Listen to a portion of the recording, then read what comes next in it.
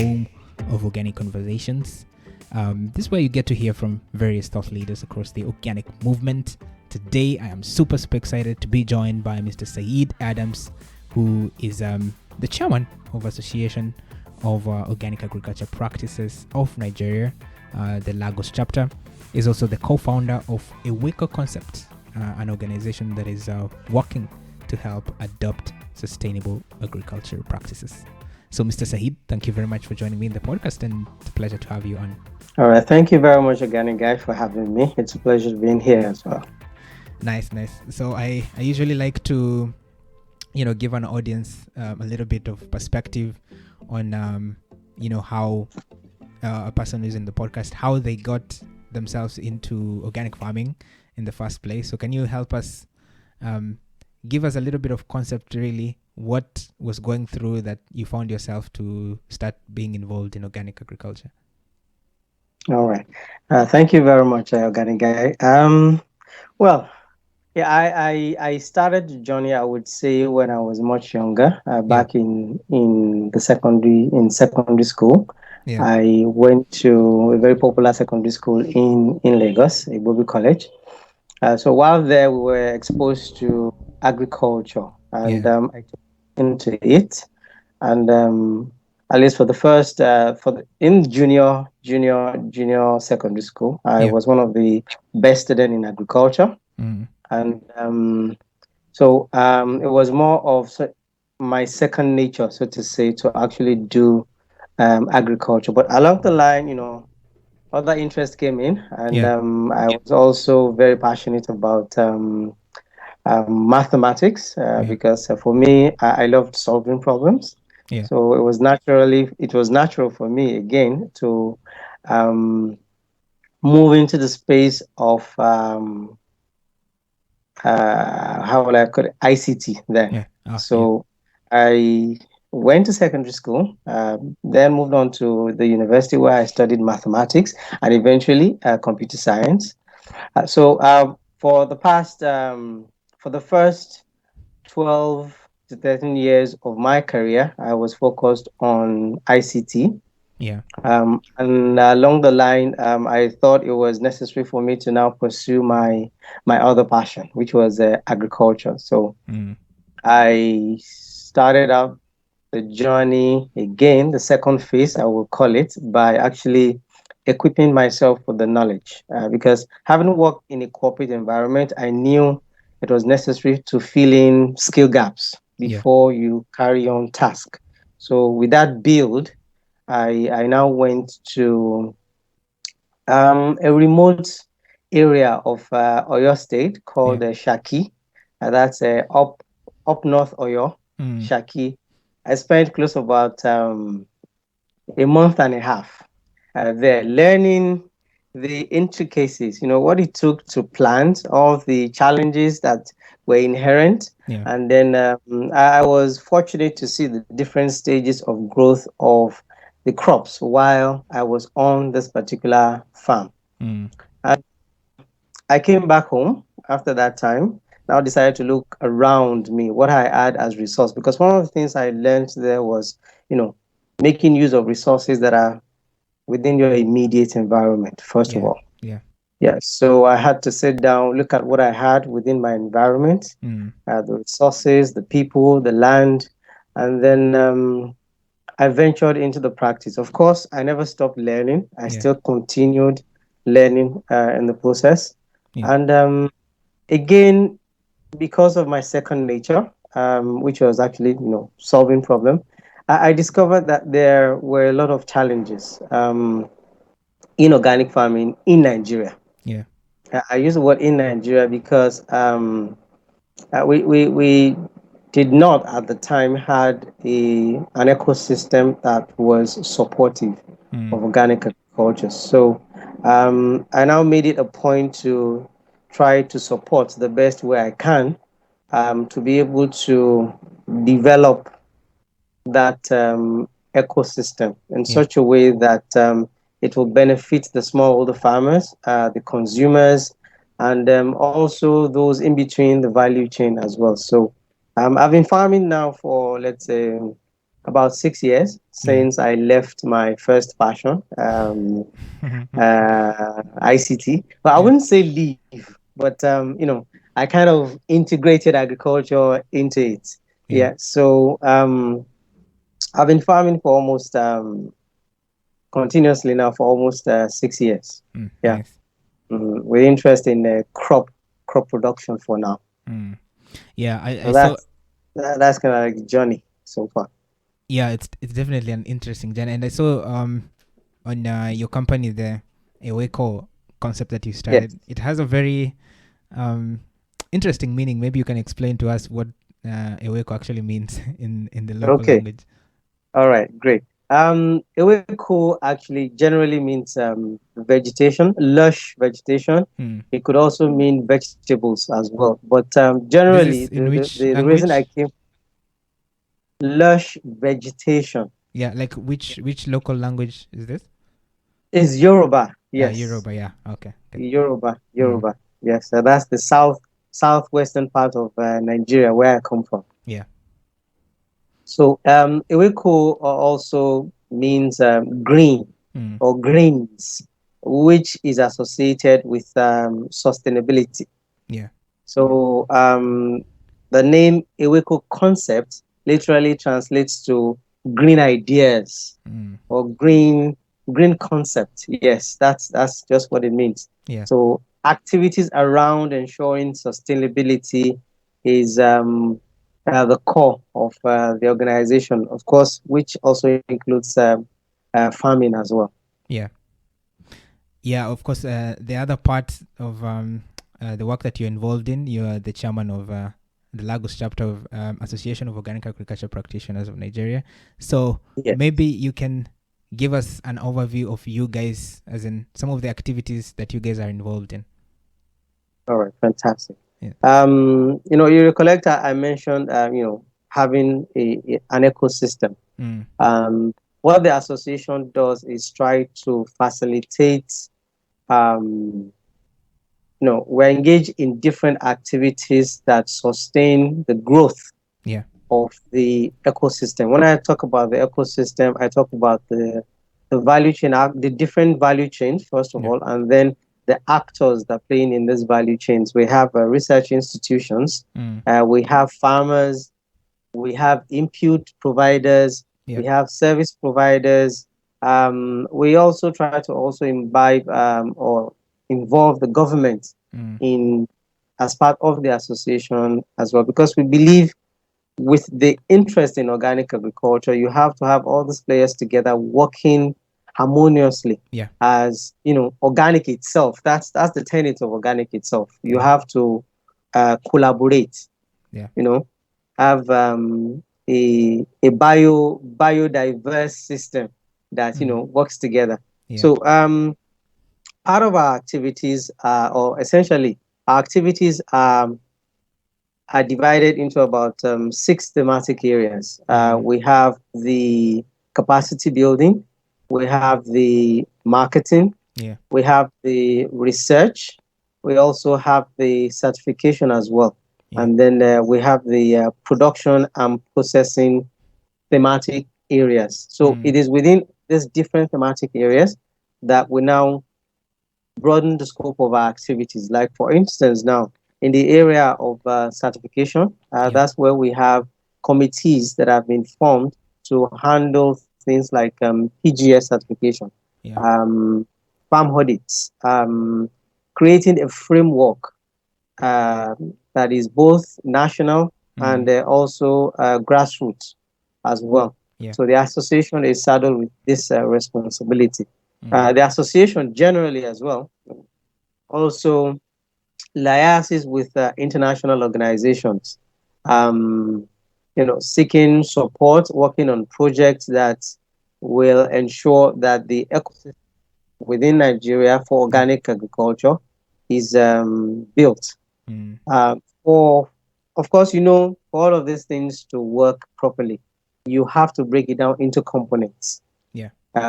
There's the national body, and then there are also the state chapter levels as well. At the state chapter, you have the state chapter involving or being involved directly with the actors within those states. So, for instance, now in Lagos, we have farmers that are spread across the different local government areas. Yeah. We also have consumers, wholesalers, and also retailers that are also spread in these different locations as well. So the responsibility of the state chapter is to ensure that at that level there is a lot of collaboration in terms of production, in terms of marketing, Yeah. in terms of also quality assurance systems as well, working with the framework that has been set at the national level. So you have this cascade, at the local government level, you move to the at the community level, you move into the local government level.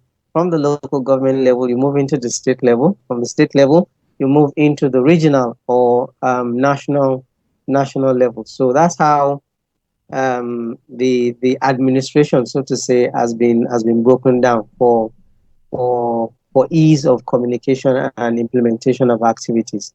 So for the things that we are currently doing now, we are working on putting together what we call a PGS group based on the location of the farms primarily, and then trying to bring on board the different actors within the group for this particular areas. So, for instance, now in a location called Ekwe, that's a um, southeastern part of Lagos. Yeah. We have farmers that grow vegetables. We also have those that do livestock. So those form a group. Yeah. We are now integrating consumers or retailers into the system as well, because of course, with the PGS system is not just about the farmers. It is also about the consumers as well. So trying to build a group as pilot to see how we can actually work together to build a PGS framework that is peculiar to that community. Yeah. You would agree with me, PGS systems in one locality can be different from PGS system within another locality because of the peculiarity of their areas as well. Yeah. And even culture as well. Yeah, that's very true. I mean, I like the fact that you guys have gone a step further and sort of decentralized some of the activities that you're doing. And that's actually the philosophy behind organic. So, for example, if you look an organic farmer from Africa, let's say from Kenya, and an organic farmer in North America in the United States, both do practice similar principles as, let's say, crop rotation, but how they practice those crop rotations is very different. But the underlying principle is the same, right? And the fact that you guys have also decentralized your powers, I mean, given different states, they can be able to do their thing, similar concepts, similar principles, but be able to do their own thing, given the fact that taking into consideration the ecological factors and all the resources that are available. That is, I think for me, that's very, very efficient on how you guys are able to do that, and also gives more power to the farmers to see actually what we are implementing is actually working, right? And that's in the end what you want to see. You mentioned a little bit earlier about working with stakeholders. You're talking about farmers, policymakers, and all these kind of people. Are there some of the things you've seen as a result of working with them, such as some specialty shops maybe popping up, or more farmers wanting to be involved in organic, sustainable farming systems, such a kind of things? Have you been able to witness such a kind of movements, positive impacts rather, since working with these different kind of stakeholders? As a matter of fact, yes, we have. We have, and it's quite interesting when you now begin to work with people that before now, are working in silos, and when they come together, they now see the opportunities that exist. Like for instance, now we have an organic input provider within Equaxis, who is also part of the association. So with being part of the association and working in connection with him, he already has an established market. Within the group, of organic farmers. So for him, that is business, Yeah. business in a good way. And then again, we have consumers also within this association. We're able to get information on what they want, the kind of produce that they would like, chicken, vegetables, Yeah. their choice, what they would like. So we're able to do that, working with the stakeholders in terms of government. And as you know, it's always difficult. Yeah. But within Lagos State government, we have extension agents that are part of the association. So they carry on the message on organic agriculture to their superiors. And from time to time, we've been having conversation around how to improve access, Yeah. because that's also a big challenge. How Mm. to improve access to the organic food, and also create a system where we can also have organic inputs readily available. So we are constantly engaging those stakeholders as best as we can. But I will not lie to you, it has not been very easy. But Yeah. it's a journey that I know will lead into something very, very positive for the state as well. Yeah, definitely. It's never easy. Yeah, I can, myself, I've also been involved in this kind of steps. For example, in Kenya, we have always wanted to have a policy. I mean, we take it to the people, they say, yeah, we're looking at it, but 10 years later, we had, I mean, you can say we have made some strides in fact, like in terms of popularizing organic, so people are still starting to talk about it, but in terms of policy, nothing has been able to be made up yet. So maybe you can also give us an update, like what is the status of organic in Nigeria? Like, is there a policy, for example, that guides organic, or is still an informal sector where people are interested in organic sort of come together? Is there like an underlying legislation that guides organic? At the moment, no. What the national body is trying to do is actually push some bills, recommendation to the legislature on the importance of organic farming, and also by extension, regulations that can come into streamlining who organic farmers are, what organic inputs are, and things like that. Yeah. That is a continuous conversation with the national government. We have the national body taking on this stride. In terms of policy, I can see in some of the policy formulations by the government the encouragement of the use of organic inputs. But then, like for instance, there's a policy that insists that, okay, for any of the major government projects, there should be an infusion of organic fertilizers. Yeah. But not made compulsory, but recommended. Yeah. Well, at least that's a good starting point. True, I true. would say. So again, there's a current bill, or I think currently, that has been passed to the House for consideration. Yeah. At this point in time, I don't know how far that has gone, but I'm aware that such is being put in place. And one thing I like to say, to be very, very sincere, policies most of the times are driven by movements, are driven by the call by the people that they want the solution. Yeah. And we are still struggling in terms of advocacy, getting the message across to even the consumers. That, okay, well, this is something that you need to fight for.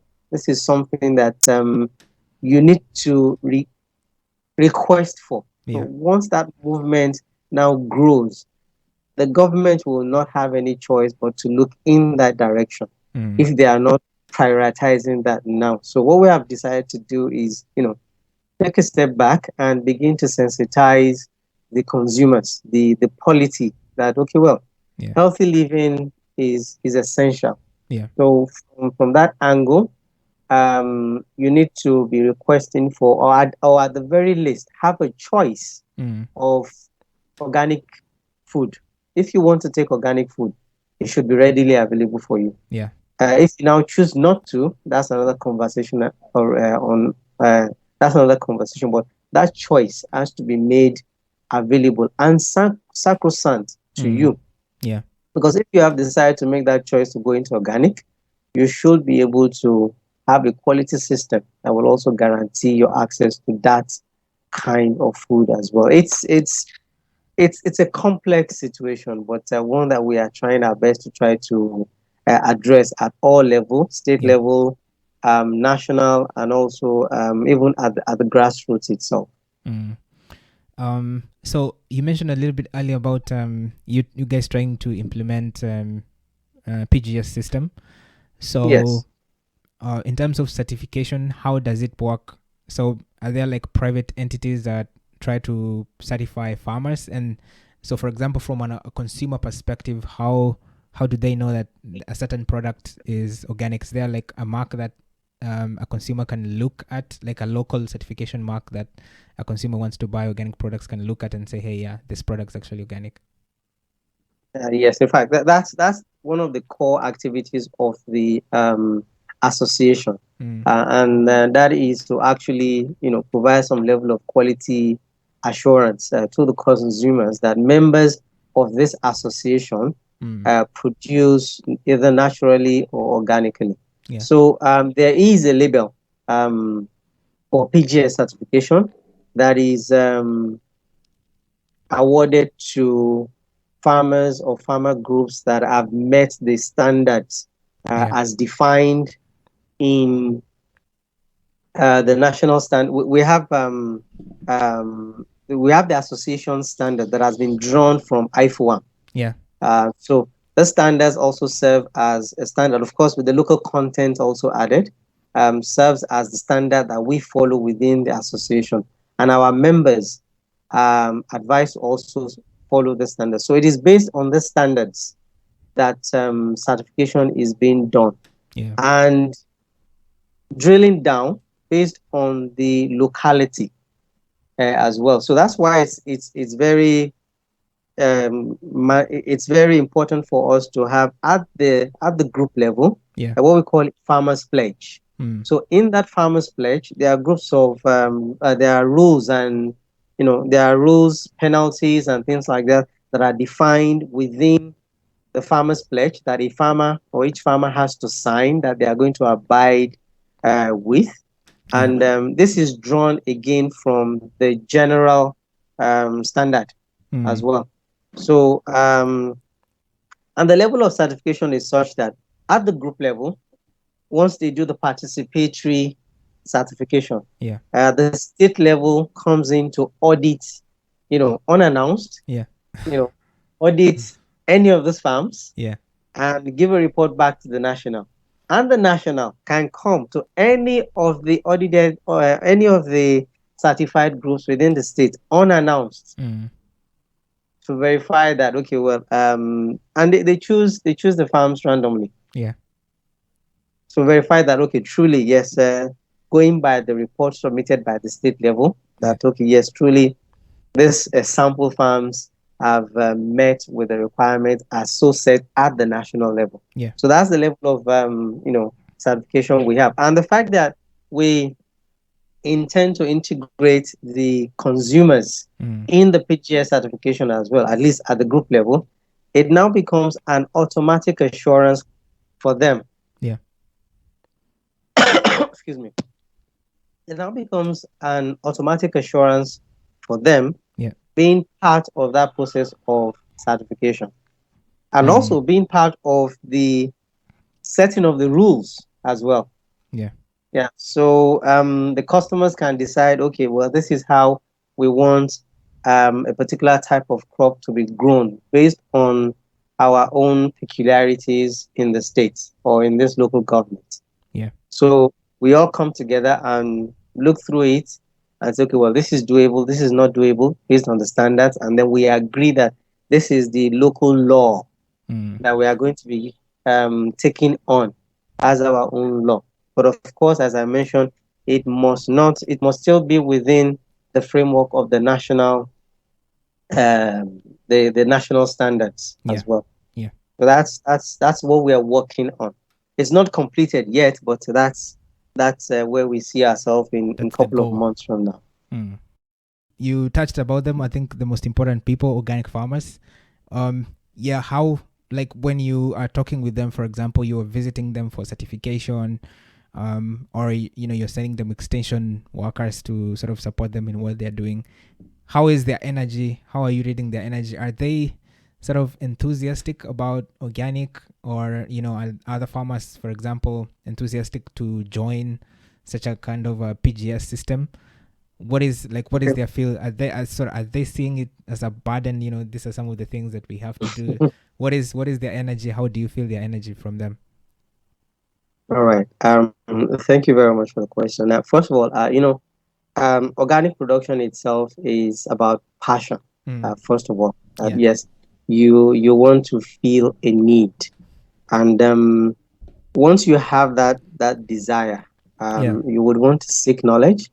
You would want to ensure that your produce is as what it's supposed to be. So we have those that came into organic agriculture consciously, Yeah. having that energy level. And it's that energy level that has sustained them till date. Because for now, the way we are practicing organic agriculture is not profitable for us because the ecosystem is not, it is not rife enough. Yeah. The market is not matured enough. Yeah. So you have these groups of farmers that are going all out, putting in all their energy because it is a mission for them to ensure that they provide healthy food. And for those kind of farmers, there's a lot of good energy and good vibes from them. Yeah. And we try to draft them into committees, to also take advantage of that drive in building that ecosystem. Yeah. So we have quite a number of them in production committee, in marketing committee, things like that, helping build that ecosystem. And then on the other hand, we have the conventional farmers, who of course are in the majority. Yeah. We have some of them, they really do understand what organic agriculture is about. Yeah. Some of them desire to practice organic agriculture, Yeah. but because of the profitability, attached to it, and the fact that quite a number of them don't have that patience. Yeah. So they just want to come in, make their money, and continue to make their money. Organic requires a lot of patience before you can begin to reap the benefits. So quite a number of them, despite their interest in organic farming, are more in tune to conventional because conventional gives them instant result. Yeah. Which is actually short-lived. Yeah. Yeah, which is actually short-lived. They are aware. So we are working with these groups of farmers as well, trying to first of all demonstrate to them that organic farming can be profitable. Yeah. So that's why we are bent on creating that ecosystem, first of all, that will allow easy integration of other farmers as well. And we have also designed in the certification process a way for farmers to migrate from where they currently are and then slowly but gradually into organic certification. What do I mean by that? So if you have a natural farmer, all right, that is not applying agrochemicals, but he is still or she is still yet to conform with the principles of organic agriculture. Yeah. We want to design a label that certifies our farm as such, and then give a kind of a reward system that allows them to migrate into that level of now being, fully or substantially organic. Yeah. Meanwhile, their market, their produce will be sold in the market, but not as organic. Yeah. but as maybe a label that says, okay, this is natural. Yeah. So we are trying to create that system that encourages the easy movement of these different types of farmers into the system, because truly you need the critical mass to really be able to make this. Yeah, Yeah. that's very much true. It's never easy trying to build up a market from scratch. I mean, you really need Yes. to have a lot of people who are passionate about it and understands Exactly. what is the vision, where actually we are going for it to be able to sustain into the long run. Also, on the other Yes. side of important actors, we also have consumers. What is Yes. their feel around? Because back in Kenya right now, the notion, at least we try to build, is that we have a younger generation who are interested into healthy eating. For example, there is a growing middle class of people who are interested about organic, or who have the capacity to pay for organic, all this kind of stuff. Mm-hmm. Mm-hmm. So back in Nigeria, how is the market also shaping up? Is it similar circumstances, or what are some of the differences do you see? Okay. I will zoom in on Lagos. Mm. Lagos is a metropolitan, at the same time a cosmopolitan state. So Mm. you have different people from different nationality and ethnicity living in Lagos, and quite a number of them are actually middle class, Yeah. especially in certain areas, and are very aware of healthy living and Yeah. healthy eating. Fortunately for us, we don't have problem accessing those consumers. The challenge we have, Mm. however, is feeling the need of these consumers in terms of access, easy Mm. access to organic Products. food. Mm. So what we try to do is um, draw on that target market, Yeah. um, focusing on them and also trying to educate them further that, okay, well, this is what the association is about, and this is what we can do for you in terms of access to food, Mm. organic food, yeah, to Yeah. be precise. So uh, we still, yes, the quite a number of them are aware, but we still need to push for that, Mm. to broaden to broaden that market size. Yeah. We have still not reached enough.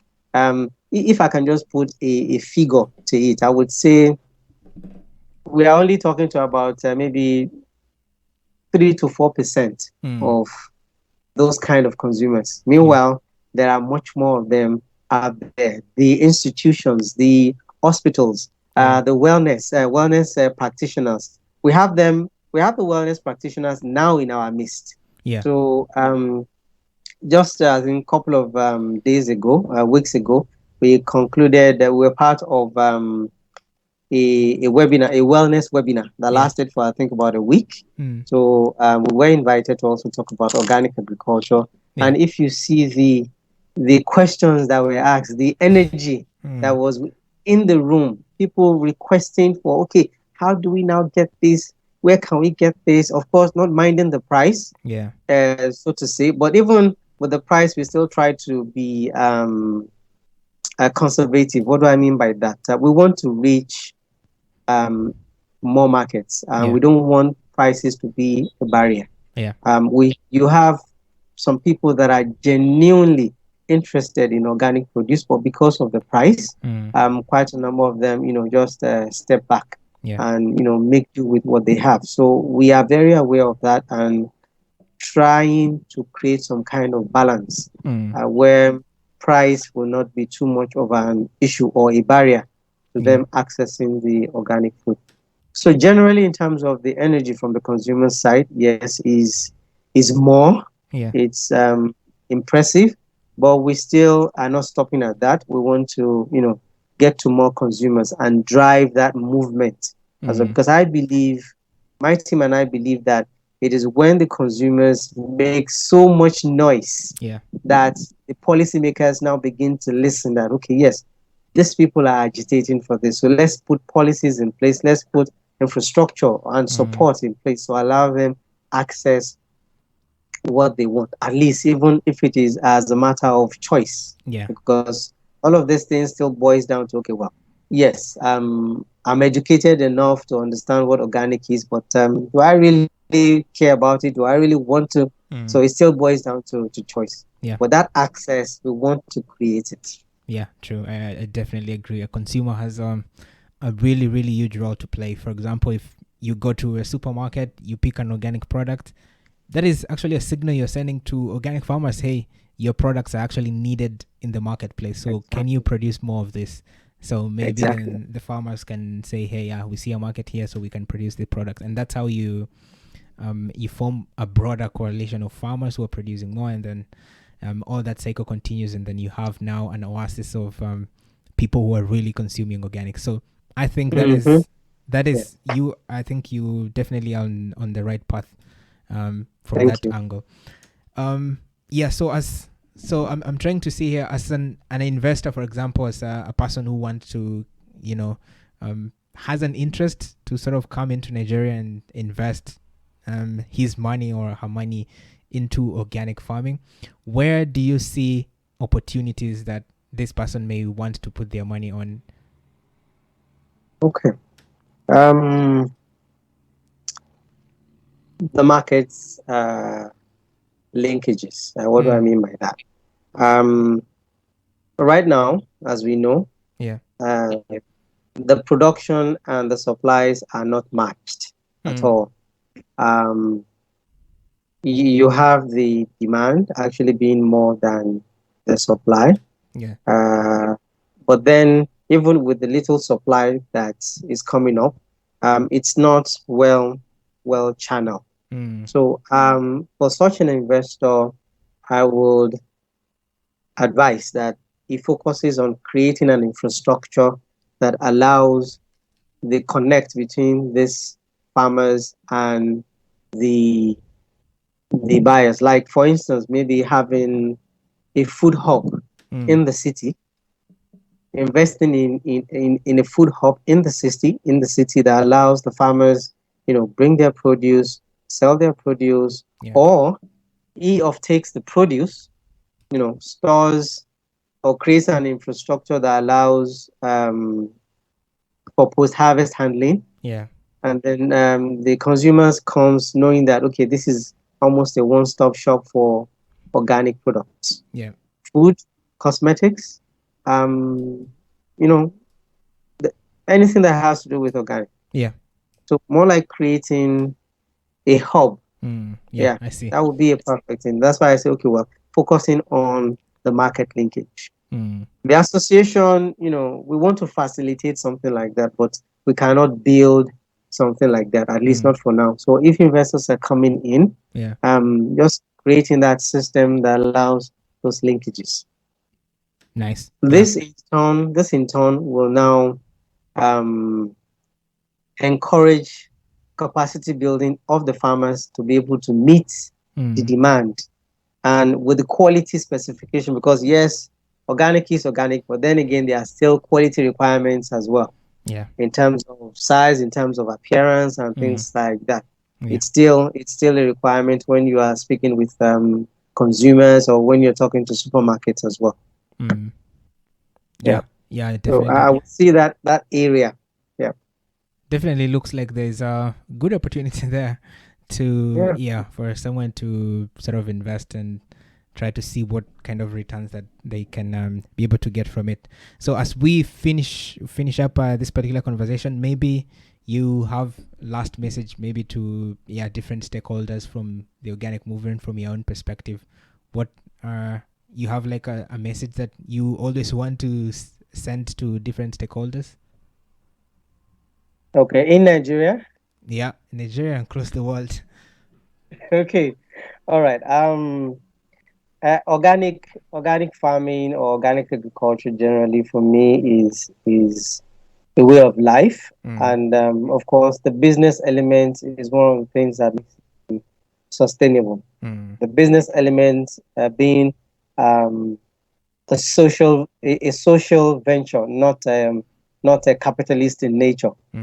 A social venture that actually encourages building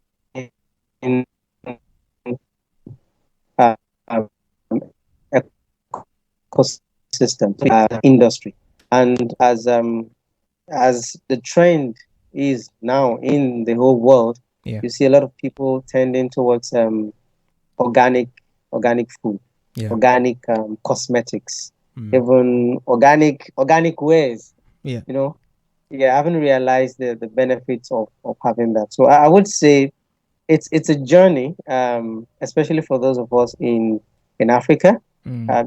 We have the potential to actually feed the world, Yeah. and we have the potential to feed the world good food. Yeah. I will add to that. Yes, Mm. we have that enormous potential. So, um, this is an opportunity for us to come together as Africans, Yeah. as Kenyans, Nigerians in our different localities, and also to foster development at the community level, Yeah. looking at the big picture, Mm. but fostering development at the community level, at the grassroots level. So I call on the consumers, because for me, I believe consumers is actually the push. Yeah. That's where the push starts from. Yeah. For the consumers to support the farmers in growing organic, Yeah. for the government to provide policies, infrastructures that actually encourages the growth of the organic industry, Yeah. and investors as well, to really not all the time focus on the bottom line, but also the social impact Mm. that their investment can have on the communities, different communities, and the environment as well. Yeah. And this very important component that oftentimes is left out is research and development. Mm. There's a serious disconnect between researchers and what is happening on the field. I know that for sure in Nigeria. Yeah. Um, for we need that synergy. Organic agriculture is knowledge intense. Mm. An average organic farmer is a researcher. That's because you need to find out, okay, what works well, what doesn't work well, what Yeah. kind of environment you have, what kind of insects you have within your environment, and all of those things that Mm. you know it can be energy sapping. Yeah. That's true. So if we have support systems in terms of good access to knowledge, Mm. that has been verified by different research, then we can focus more on production rather than research as farmers. Yeah. So we really, I will be calling on the research and development actors to really connect. There are several researches that have been done, but quite a number of these researches are not connected to realities or our realities as farmers. Mm. So I will encourage them to work with us more Yeah. to be able to provide solutions for us, Yeah. innovative solutions. Yeah, Yeah. that's my message for them. Yeah. I think that's a powerful message. Or for us, in fact, to move forward, we have to create that synergy, as well as partnership that with people, like-minded individuals, people who we think we share similar values, so that we can also make huge progress and huge strides forward. So I think that's Yeah, that's a message that is very well taken. So yeah. Thank yeah, you. I'd like to thank you very much for creating this time, and then for sharing with us your insights, such a deep knowledge, and insights about the organic sector. An overview, really. I mean, we couldn't touch everything, but this gives us Yes. an overview of at least what's happening there. And then so I mean, someone who listens to this conversation will have a better understanding than before they listen to this conversation. So I think they will find it to be very, very valuable information. So again, thank you very much for joining me in the podcast. Yeah, thank you very much again, Guy. It's also been a pleasure, Mm. having to have this conversation with you. And I think it's very important that this conversation keeps on going. Yeah. From time to time, we need to speak with each other Mm. on, developments across board, and also learn from each other as well. thank you very much for this opportunity, and I'm looking to working with you at some point as well. Definitely, definitely. Can't wait. All right. Thank you.